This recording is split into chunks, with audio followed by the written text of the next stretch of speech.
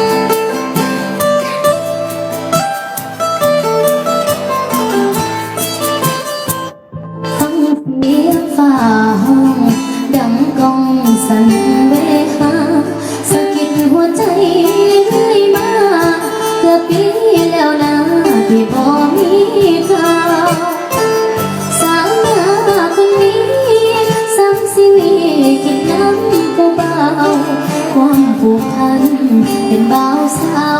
ตั้งแต่ข้าวเฮียนอยู่ม.ปลายอายได้เห็นทอมหาลัยอยู่ในเมืองทองจึงจำจากใจน้องทั้งที่เฮาสองผูกสัมพันธ์ใจ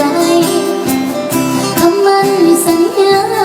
อายให้ว่าสิบ่ลืมบ่ไหลอยู่ๆอายก็เงียบไปจักเป็นจังใด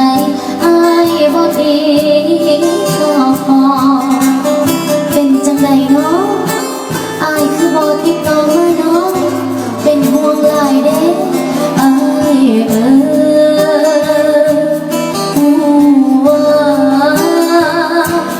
น้องเอิ้นหาได้ยินเสียงน้องบอกฮัลโหลได้ยินบ่ได้ยินเสียงน้องบอกโทรหาก็แล้วเมสเสจก็แล้วหรือสัญญาณบ่พอผ่านเฟซบุ๊กที่เคยติดต่อบ่มีแววอายสิก็ออกมาเบิดปัญญาแล้วบ่มีแนวมาเป็นที่พึ่งจึงเอิ้นอายใส่หม้อหนึ่งทอดความคิดถึงจากใจไปหาหนุ่มมหาลัยเอิ้นว่าไปมีพัญญาเอาให้ฟังก็ได้ดอกนาหากตัดใจลาสิกันใจ